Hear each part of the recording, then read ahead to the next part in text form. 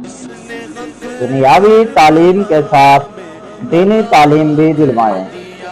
आजकल किसे अपने अहलो अयाल की इस्लाह की फिक्र है। बच्चा जरा होश संभालता है तो माँ बाप उसे सिर्फ दुनियावी तालीम दिलवाते हैं। बेशक अपने बच्चों को दुनियावी तालीम दिलवाएं, लेकिन इसके साथ साथ दीनी तालीम दिलवाने का भी एहतमाम करें।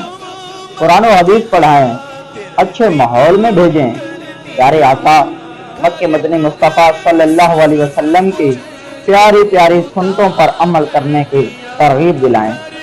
देखिए, जब आप खुद सुन्नतों पर अमल नहीं करेंगे तो अपने बच्चों को किस तरह तरगीब दिलाएंगे।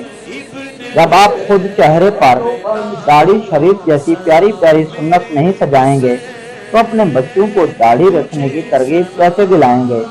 जब आप खुद इमामा शरीफ नहीं सजाएंगे तो अपने बच्चों को किस तरह इमामा शरीफ सजाने की तलकीन करेंगे।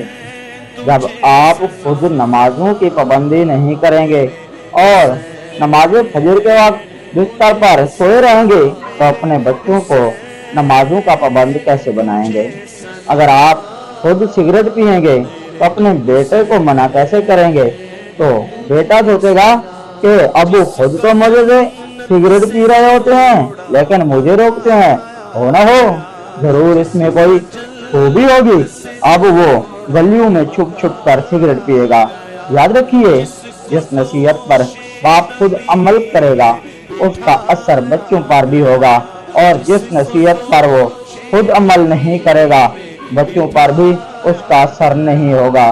देखिए, अगर आप बच्चों के सामने नमाजें पढ़ते रहेंगे, बच्चों के सामने नमाज पढ़ते रहेंगे तो अब अगर से आप उन्हें नमाज पढ़ने का ना ही कहें फिर भी वो आपकी देखा देखी नमाज पढ़ना शुरू कर देंगे और इसी अंदाज से रुकू सजू करेंगे जिस तरह आप करते हैं।